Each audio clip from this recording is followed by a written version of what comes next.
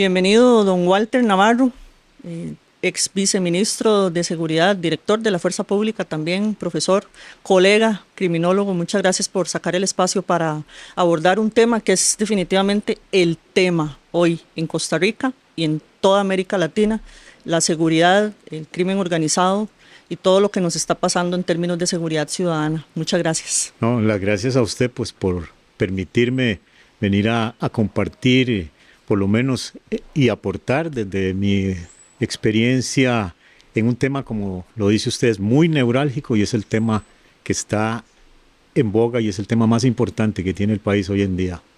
Don Walter, una lectura primero. ¿Qué pasó con Costa Rica? ¿Dónde estábamos y cómo llegó este país, que era un oasis, una isla de seguridad en América Latina? Siempre fuimos caracterizados por ser un sitio muy seguro, uno de los más, ¿verdad? Un poco lo que le pasa a Ecuador cuando se hacen comparaciones en cuanto a que a Ecuador, teniendo Sendero Luminoso, FARC y todo este fenómeno de la cartelización de la región andina, no lo tocaba.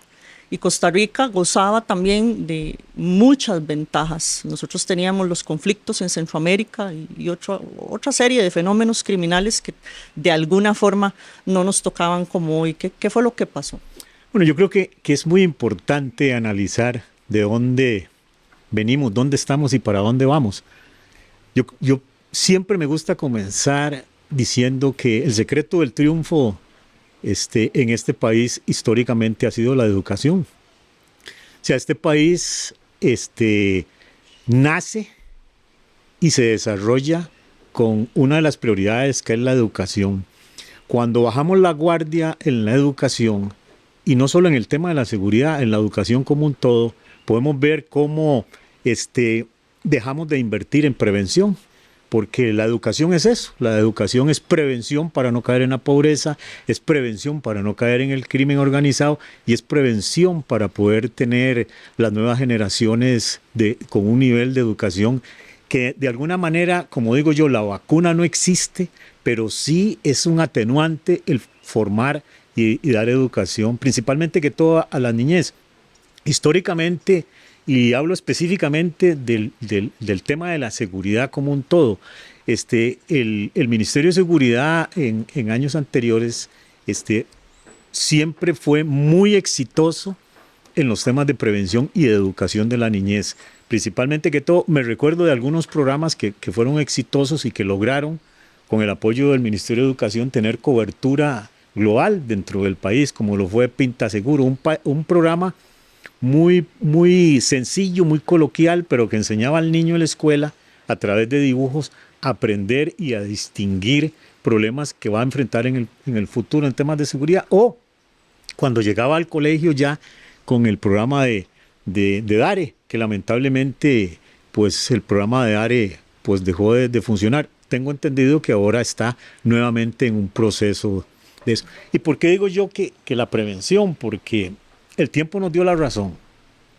Cuando hoy en día yo escucho al director del OIJ decir que el sicario de mayor nivel en cualquier área geográfica del país hoy en día tiene 15, 16 años, ¿qué me hace pensar a mí que en los últimos 8 o 10 años ese joven dejó de pasar por algunos programas preventivos? Entonces yo soy de la tesis que debemos de fortalecer lo que tiene hoy el ministerio, que tiene programas preventivos muy buenos, pero muchos están en el proceso de consolidación y otros están en proceso de desarrollo. Ahí es donde hay que invertir muchísimo. Entonces yo digo que eso ha sido uno de los problemas que ha enfrentado el país en este tema. ¿Dónde estamos?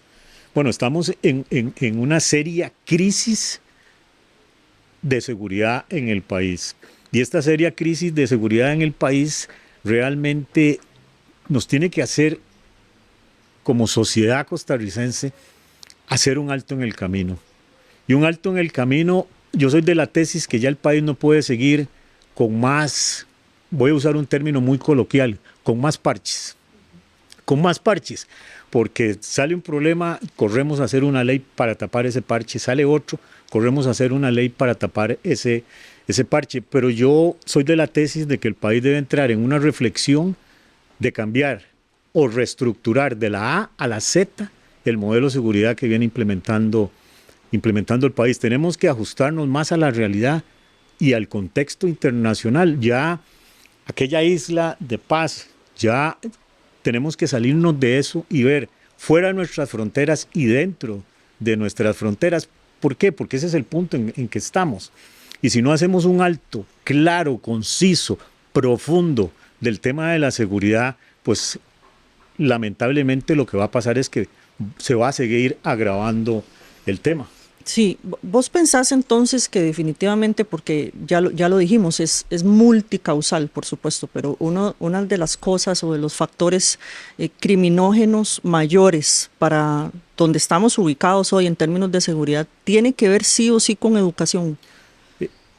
Totalmente, es que realmente si analizamos el tema de la educación, salgámonos del tema de educación específicamente en materia de seguridad, que ya lo mencioné, pues se dejó de invertir lamentablemente en este tema. Pero cuando nos vamos al tema de educación formal, empecemos a sumar todo lo que pasó con la pandemia, cuando nos empezamos a enfrentar de que en una casa habían 3 estudiantes y había una computadora, cuando empezamos a ver de que no había la capacidad instalada por parte del Estado para poder tener cobertura de internet, cuando empezamos a aislar a esos jóvenes que ya dejaron de asistir a la escuela, ¿qué pasa? Dejaron de socializar. Entonces, el tema de la educación es fundamental. Yo siempre lo digo hasta en forma coloquial. Cuando entramos en el tema de la pandemia, que causó un impacto muy grande en el tema de la educación, al niño o al adolescente hasta el recreo le hace falta, porque es parte de la formación, es parte de socializar. Y si le sumamos a eso, que cuando tenemos ese problema del COVID y pasamos a un incremento de la criminalidad, eso también lleva a que el joven se aísle o lleva a que la persona, ya el niño, los padres se ven más limitados en dejarlos ir al parque porque esos espacios públicos se han perdido o porque a cierta hora ya es más peligroso o porque en las escuelas el acoso del vendedor de drogas es muy, muy, muy grande. Entonces, si no invertimos más en seguridad, si no invertimos más en esos temas, definitivamente vamos a seguir teniendo los resultados que tenemos y vamos a seguir viendo modalidades nuevas. Y yo lo digo ahora, para poner un ejemplo, una famosa frase de boga que el tico nunca estaba acostumbrado a escuchar: daños colaterales. Bueno, puede ser posible que pasamos de 7 personas muertas hace 2 años por daños colaterales en 2 años a 52. Y esto que es el ciudadano decente y honrado, que no tiene nada que ver dentro de la disputa del crimen, pero pasamos a eso. Pasamos a que los niveles de violencia están concentrados en el joven y en el adolescente. ¿Por qué? Porque ahí es donde está realmente el punto neurálgico del crimen organizado. ¿Por qué? Porque el joven es el más fácil de reclutar, es el que más fácil le vendemos ilusiones, es el que más fácil lo inducimos al crimen porque el mismo sistema lo trata diferente. O sea, no es lo mismo de tener una persona con 1 kilo de coca que tiene 20, 25 años a de tener un joven, un niño, un adolescente que tiene 8, 9 o 10 años. Entonces, ahí es donde está lo neurálgico y el tema de la educación es fundamental. Los mismos maestros, lamentablemente, se les ha restado en los últimos años muchísimo mayor autoridad, que es una autoridad positiva. Es la autoridad que sirve para corregir y para poner orden y para orientar al alumno, no la autoridad del regaño, del grito. No, eso está bien que se elimine o se controle, pero la autoridad del maestro ha sido disminuida. Entonces tenemos el factor educación tiene que ser transversal en todo lo que tiene que ver con la sociedad, no solo en el tema de la seguridad, en todo. Tenemos más femicidios. ¿Por qué? Porque hemos fallado en la educación. Porque yo siempre he dicho que hay algo que nadie le va a enseñar a uno en la vida a decir, en ninguna escuela ni en ningún colegio: buenos días y muchas gracias. Eso lo aprende uno en la casa. ¿Y por qué pongo este ejemplo? porque ahí es donde comienza la educación, pero si ya tenemos generaciones que han sido creadas en ambientes muy diferentes a lo que es la idiosincrasia del costarricense, pues lamentablemente vamos teniendo ese problema. Claro, ahora vemos que definitivamente hay un tema que emana, por supuesto, del entorno intrafamiliar donde hay muchísima violencia, pero vos hablas mucho sobre educación, yo estoy de acuerdo con eso y lo suscribo. Ahora, nosotros tenemos una ubicación en Costa Rica que siempre ha sido estratégica, pero lo fue desde siempre, ¿verdad? Entonces, sos experto sobre narcotráfico, tuviste la oportunidad de dar clases, de estar radicado en los Estados Unidos. Entonces, desde ese enfoque global, saliéndose de Costa Rica, ¿qué es lo que definitivamente cambió en términos del narcotráfico? Porque no es solo que nosotros reexportamos grandes cantidades de cocaína hacia, ahora más, Europa que Estados Unidos, ¿verdad? Que somos pues es un hub logístico para el crimen organizado, pero sí, siempre hemos tenido esta ubicación más allá de lo que ya se habló, de la educación, de lo que ya mencionaste, la importancia de los niños, de los valores, que por supuesto eso es uno de los mayores elementos que hay que considerar, además de que este país dejó de invertir muchísimo en lo social, y lo estamos viendo con las cifras, ¿verdad? Basta revisar no los medios de comunicación, sino estudios e investigaciones serias, como el Estado de la Nación, para verificar que es muy triste, que este es un país que apostó siempre mucho por lo social y que hoy no lo está haciendo, pero estratégicamente de la parte logística, ¿qué cambia cuando se acaba aquel fenómeno de la cartelización gigante del cártel de Medellín y cambian estas dinámicas directas hacia Miami? Entonces, ¿qué pasa con Costa Rica? ¿Qué fue lo que cambió? Porque hoy por hoy somos uno de los focos principales para reexportar, si siempre estuvimos ahí. Sí, es que creo que una de las mejores formas de entender el tema de qué pasó y por qué estamos es ubicarnos en el mapa. O sea, nosotros somos el puente literalmente entre el sur y el norte. Somos la cereza del pastel del crimen organizado y el narcotráfico. ¿Por qué?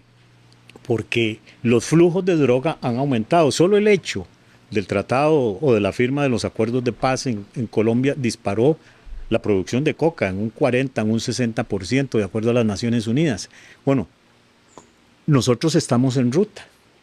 Y cuando hablamos de que qué pasó, cuál es el cambio nosotros, yo siempre dije, y fue uno de los últimos proyectos en que trabajé cuando fui empleado público, que es el tema de las fronteras.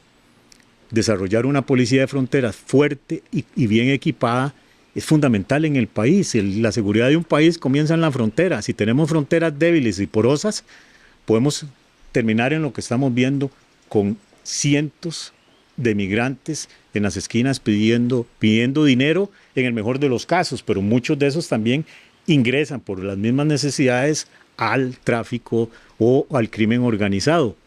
Entonces, ese incremento, el tema de que el crimen organizado muchas veces lo conceptualizamos como la coca para arriba y las armas para abajo, o el dinero para abajo, pero también el crimen organizado es una industria como cualquier otra. Es una industria que diversifica sus ganancias, porque son tantas las ganancias que tiene que diversificarlas. Ok, entonces ha encontrado terreno firme aquí en diversificarlas en contrabando, que muchas veces decimos, no, son cigarros, porque todo ligamos el crimen organizado con la coca o con la droga, pero el crimen organizado está organizado y diversificado en muchas áreas económicas. El lavado de dinero, que es uno de los delitos más complejos, opera en cualquier actividad comercial. ¿Y es por qué? Porque ellos son buscadores de nuevas ventanas de oportunidad para invertir. Mientras que el ciudadano decente que quiere invertir y que quiere desarrollar un negocio está analizando el Código de Comercio o el Código Penal, está analizando las posibilidades económicas para poder meterse, está analizando, por ejemplo, cuando entramos en discusión de un tratado de libre comercio. Bueno, yo soy de la tesis que ese tratado de libre comercio lo están analizando y profundizando más el crimen organizado, ¿Por qué? Porque les abre ventanas de oportunidad para vender flores, para vender frutas, para vender diferentes productos que produce el país bajo otros niveles arancelarios en el extranjero. Entonces, mientras que se dice en el tema de un tratado de libre comercio que va a beneficiar este sector, el crimen organizado ya está comprando fincas, ya está montando empresas para poder empezar a incursionar en el diferente producto que se vaya a exportar. Entonces, una industria como cualquier otra, hace un estudio de mercado. ¿Y cuáles variables en un estudio de mercado? Lo que hablábamos al principio. Bueno, ¿qué tanta escolaridad o qué tanta gente está desertando del colegio? O sea, si nos pusiéramos a analizar cuántos estudiantes salen a vacaciones a mediados de años y cuántos regresan, bueno, ¿a dónde regresaron? ¿O por qué no regresaron? Entonces, ahí es donde está un nicho de mercado muy importante. Y realmente el contexto internacional ha cambiado muchísimo y radica, y siempre lo pongo de ejemplo, de que todos estos países de los que hemos hablado o somos muy dados a poner de ejemplo, Ecuador, Colombia, Salvador, tienen un plan B. ¿Y cuál es ese plan B? Que es un plan B que fortalece la contención, y es que tienen ejército. Costa Rica no tiene plan B, tiene un plan A, que es el que debemos de enfocarnos a que ese plan A esté con el suficiente recurso humano, con la suficiente legislación, con las suficientes herramientas e instrumentos y con el suficiente equipo para hacerle frente a un monstruo como lo es el crimen organizado. No podemos combatir el crimen organizado si yo como policía tengo el iPhone 2, para poner un ejemplo, y el otro tiene el 14, el 15, el 16. Entonces, ahí es donde debemos de hacer una gran inversión en materia para poder contener lo que se viene de afuera.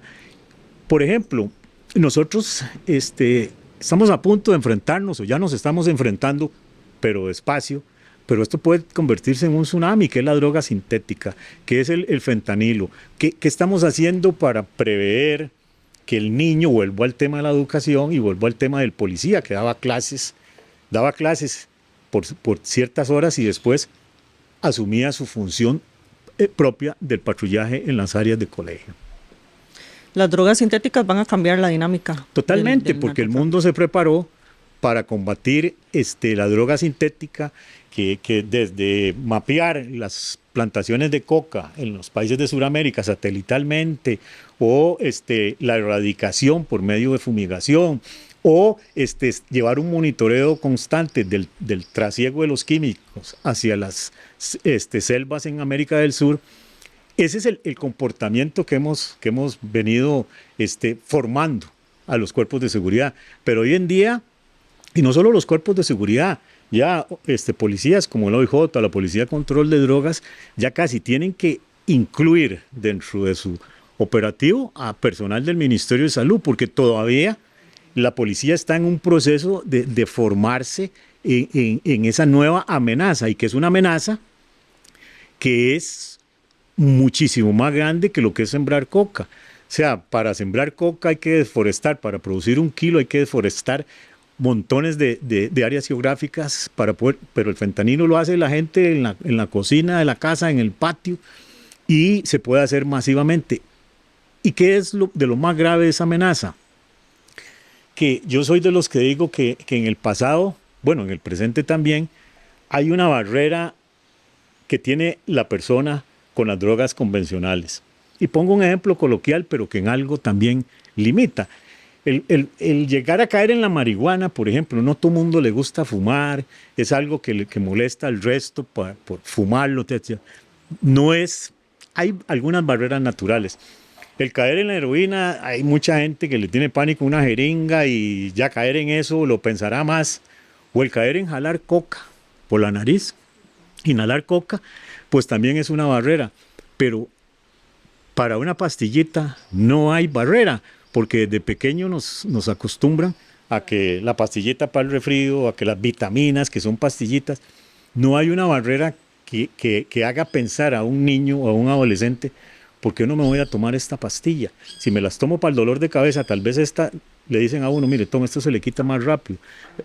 esos retos y toda esa avalancha que viene, todo esta avalancha en todo el sentido de la palabra, cuando vemos cómo en búsqueda del sueño americano son miles de los que pasan, y no podemos apartarnos de la realidad fuera de Costa Rica.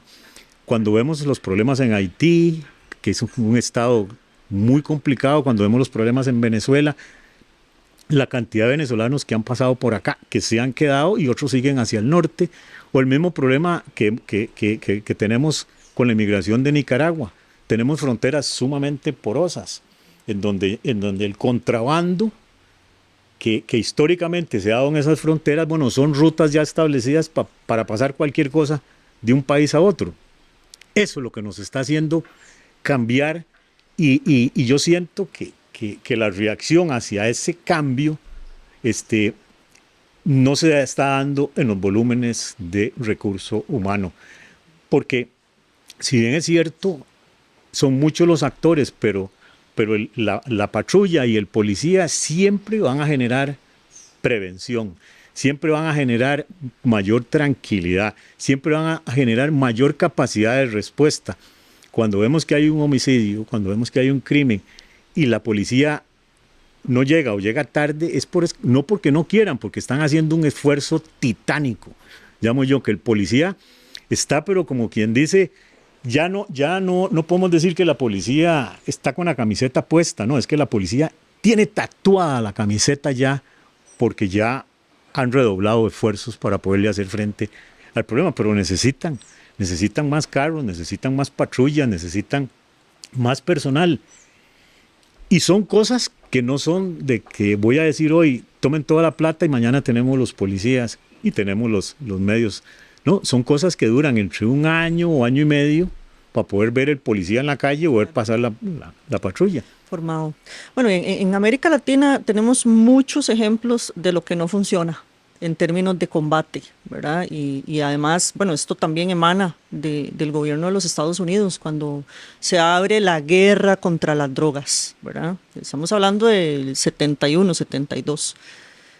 Esa fórmula no ha dado resultados, y para Costa Rica obviamente también hay que señalar que ha estado muy afectado por un efecto globo, que es cómo se combate en el sur y cómo se combate en el norte, no solo abiertamente y de una forma muy violenta con las Fuerzas Armadas, sino con el aparato legislativo, con el aparato de justicia, ¿verdad?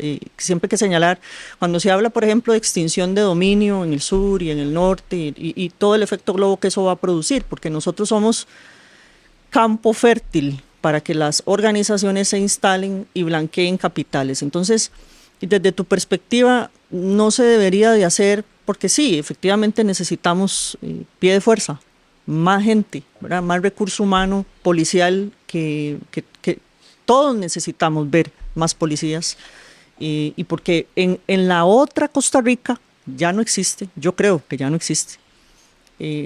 La presencia policial era muy disuasiva, ahora no tanto, ¿verdad? Yo creo que hay que darles mayores herramientas, porque incluso se les combate con armas que son hechas para la guerra, lo hemos visto. Ahora como les disparan con AK-47, con AR-15, con M-16, es una locura. Entonces hay una gran discusión en cuanto a que deberíamos en la fuerza, ese pie que es la fuerza pública, debería de equipararse con las organizaciones criminales. Bueno, yo tengo un punto de vista sobre eso, porque pues, no podemos entrar en una guerra o en un combate directo con ellos, como sí lo han hecho otros países. Es más, aquí podríamos mencionar a México. Lo que México hace es de película de Hollywood, ¿verdad? Ver cómo les disparan a los cárteles. Eso no va a dar resultado. O sea, nosotros tenemos que hacer una estrategia de seguridad integral a la medida. Pero ¿no consideras que definitivamente en tu gran experiencia a lo largo de tantos años en la fuerza pública y como viceministro, las fórmulas que se usaron, no cuando vos estabas trabajando, sino digamos a nivel nacional, de una forma integral? Porque también hay otra cosa que se discute, ahí me voy a devolver, la posición de Costa Rica en cuanto a lo ideológico, lo político y la formación de la policía. La policía tiene que ser sí o sí civilista, ¿verdad? Casi que como lo que dice AMLO en México. ¿Cómo es que dice? Abrazos y no Abrazos balazos. y no balazos, casi que como flores y no balazos. Bueno, difícilmente usted puede combatir a organizaciones criminales de ese calibre como los cárteles que están en México, que de las cosas más violentas que operan en el mundo con abrazos. Pero hay que hacer reformas, hay que apuntar más a cerrar esos portillos desde el ámbito legal, más allá de tener un pie de fuerza mayor, que creo que lo has dicho y lo has propuesto, más fuerza pública. Sí, yo considero que, por eso al principio dije que el país tiene que hacer una reforma total del modelo de seguridad. Yo soy de la tesis que este país de 51.000 kilómetros cuadrados debe tener una sola policía, porque cuando tenemos tantas islas, se divide la formación, se divide la organización, se divide la coordinación. Cito un ejemplo concreto. Este es un país que tiene 7, oigan el número, 7 ministros de Estado involucrados en el tema de la seguridad. 7. Entonces, poner 7 ministros de Estado en un tema tan neurálgico como es hoy en día el tema de la seguridad es complejo. Si en el pasado, que casi hablábamos de la prevención y de todo, era complejo, lo digo por experiencia propia, con muchísimo más razón hoy en día. ¿Por qué? Porque de esos 7 ministros de Estado, 6 tienen su parte en el tema de la seguridad, pero no es la razón de ser del ministerio como un todo. Como ejemplo, hay ministros que la razón de ser de ellos no es pensar todos los días en el tema de la seguridad. Solo hay un ministro que es el que su razón de ser las 24 horas del día, los 365 días del año, es pensar en el tema de la seguridad específicamente, que es el señor ministro de Seguridad. ¿Por qué? Porque él es el que tiene la responsabilidad y él es la cara visible ante la opinión pública y ante la ciudadanía. Porque cuando fallamos en la prevención y tenemos que volcarnos un poco a la represión, ahí es donde lamentablemente la gente cree que los azules, como se les dice a los miembros de la fuerza pública, son los que tienen la obligación de resolver el problema de un montón que podemos numerar aquí. Por lo menos yo tengo mapeado 12 instituciones que deberían de tener un nivel de trazabilidad en el tema de la seguridad muy grande. Entonces, ¿por qué yo digo? Y es un tema muy polémico, yo sé que es un tema muy polémico, porque ahí hay corrientes que van a decir que es concentrar el poder, hay corrientes que dicen que es darle demasiado poder a alguien, pero bueno, yo creo que es un tema de plantearlo en la mesa de discusión con expertos, con los señores del Poder Ejecutivo, con los señores de la Asamblea Legislativa, con la academia, con los civiles, con un montón de gente y llegar a una conclusión si ya el país tiene que madurar en ese sentido de tener una sola policía. ¿Y por qué? Porque la seguridad es muy cara. Cuando hablamos de uniformes, de botas, de carro, por lo menos ya comenzando por ahí, hay una economía de escala. Y aparte de eso, vamos a dar, tanto afuera como adentro, vamos a dar una muchísimo mayor identidad. Y pongo solo un ejemplo. Cuando un turista llega, un extranjero llega al aeropuerto Juan Santamaría, el primer policía que se encuentra en los pasadizos del aeropuerto es un policía con un uniforme caqui. Esa es la primera autoridad que veo yo en el país. Cuando llega a migración, se encuentra con un policía de gris. Ya llevamos 2 policías. Y cuando sale del aeropuerto, se encuentra un policía de azul y blanco porque es el inspector de tránsito. Entonces, al mismo turista dice, bueno, ¿cuál de todos estos es el policía? Porque no. Se topó con 3 de la puerta del avión a la puerta para salir del aeropuerto. Entonces, cuando tenemos una mayor economía en el tema de las capacidades, todo eso puede redundar en un mejor equipamiento y en unas mejores condiciones para el policía, que es un capítulo que se las trae, las condiciones del policía. Porque si queremos tener un policía de primer mundo o si queremos tener un policía acorde a la idiosincrasia del costarricense, debemos de mejorar las condiciones de ese policía. O sea, no puede ser posible que reciente en la administración pasada, cuando se implementó la ley de empleo público, los policías nuevos tienen un marco laboral muy diferente al policía viejo que tenía derechos adquiridos. Yo siempre pongo de ejemplo un ejemplo muy coloquial. En la administración del presidente Rodríguez, cuando se creó la ley de policía civilista en la administración del presidente Rodríguez, se creó, dentro de un montón de cosas que se creó, y es que esto lo uso como ejemplo, un incentivo que se llamaba riesgo policial. Entonces, cuando el policía tiene más riesgo, como es hoy en día, ya el policía nuevo no puede aspirar a eso porque sus niveles salariales se manejan muy diferente a lo que era en el pasado. Pero pongo de ejemplo eso. Cuando hablamos de que necesitamos una policía muy diferente, sí, claro, pero una policía muy indiferente que no pierda la esencia del costarricense. Porque no podemos caer, lamentablemente, como lo vemos ahora mucho, por las necesidades de ver al policía con pasamontaña, con un fusil M4 terciado en el pecho, con un equipo más de combate que de atención al ciudadano. Entonces yo siempre en forma coloquial digo que no podemos caer en que la proximidad del policía con el ciudadano sea cuando le botan la puerta.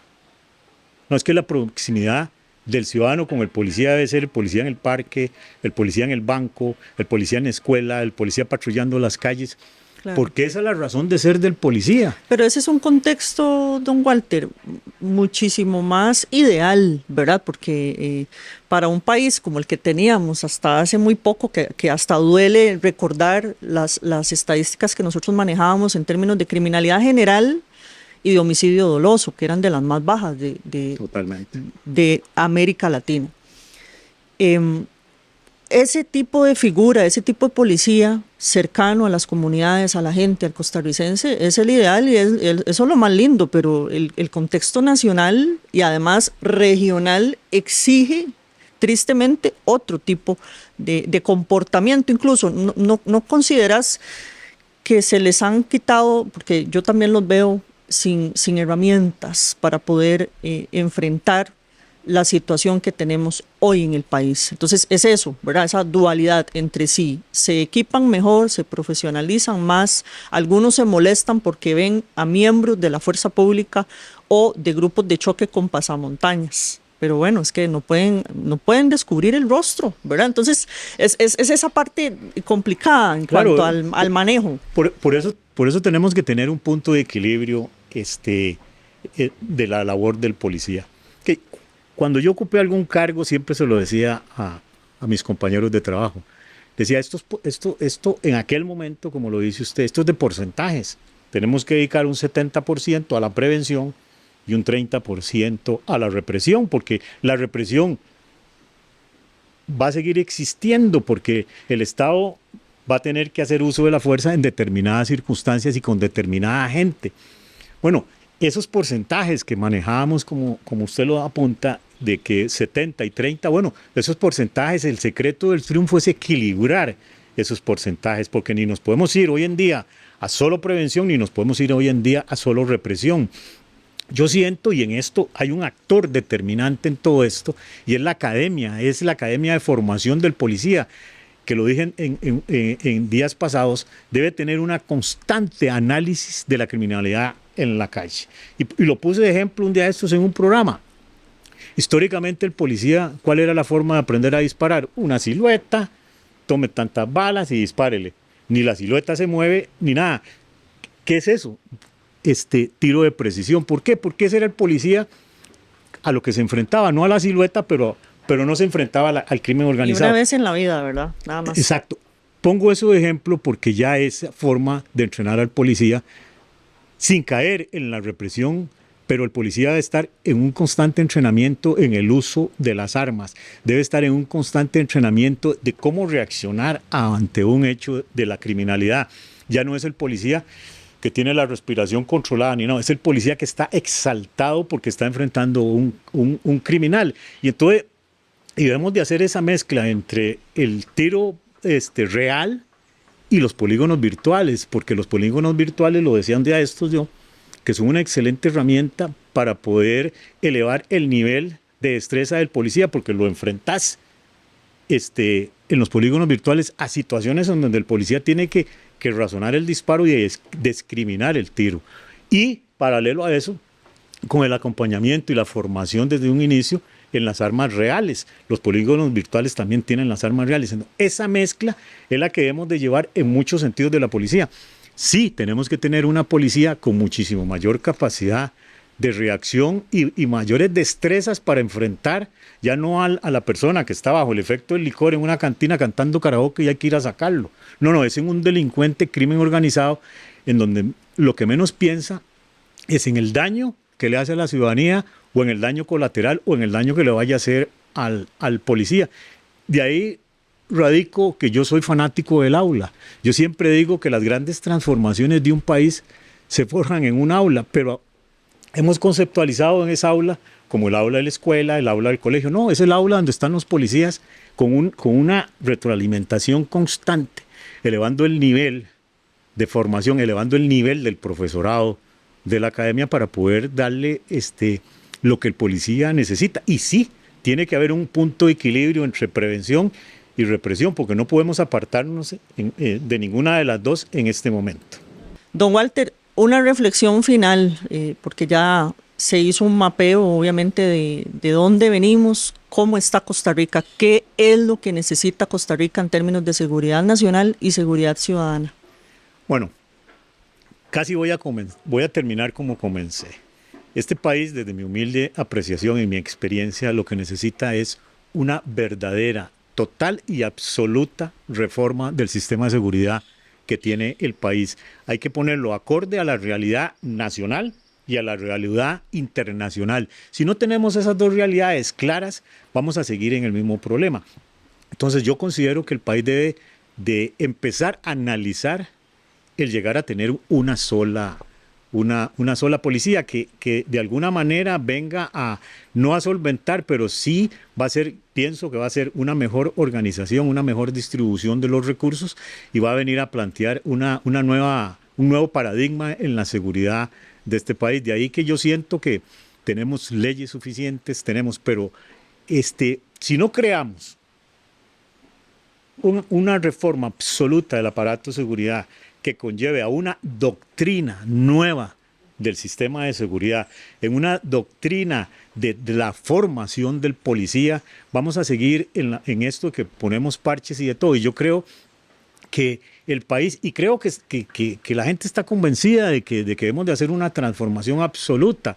Yo siento que este país, y con esto termino, se creó con dos pilares.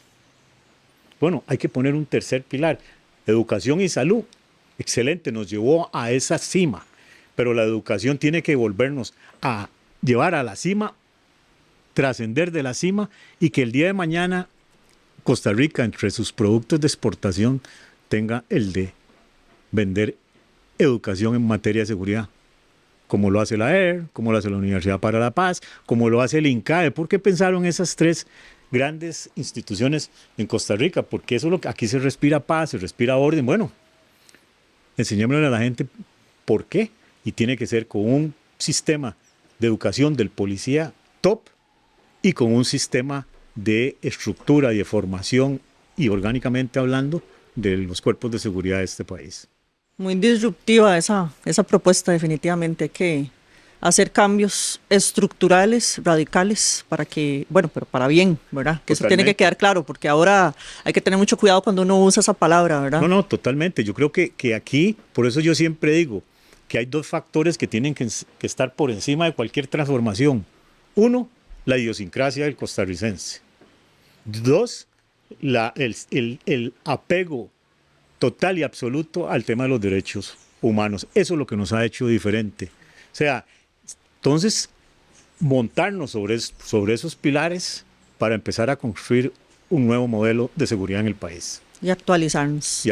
Muchas gracias, don Walter. Vamos a hacer también un programa en la radio para poder seguir abordando estos temas que definitivamente la seguridad son hoy el tema top, ¿verdad? Porque es la mayor preocupación de los costarricenses y lo decíamos ahora, no solo de Costa Rica, sino de toda América Latina. Y a todos ustedes un agradecimiento, como siempre, por habernos escuchado y habernos acompañado. Invitarlos a que sigan el canal de YouTube y el canal de Spotify, Seguridad hoy, TMR Consulting. Nos vemos en un próximo episodio, no sin antes hacer un agradecimiento especial, como siempre, para Supli Servicios y Arco Consultores, que por supuesto son los que hacen posible este espacio. Nos vemos en el siguiente episodio.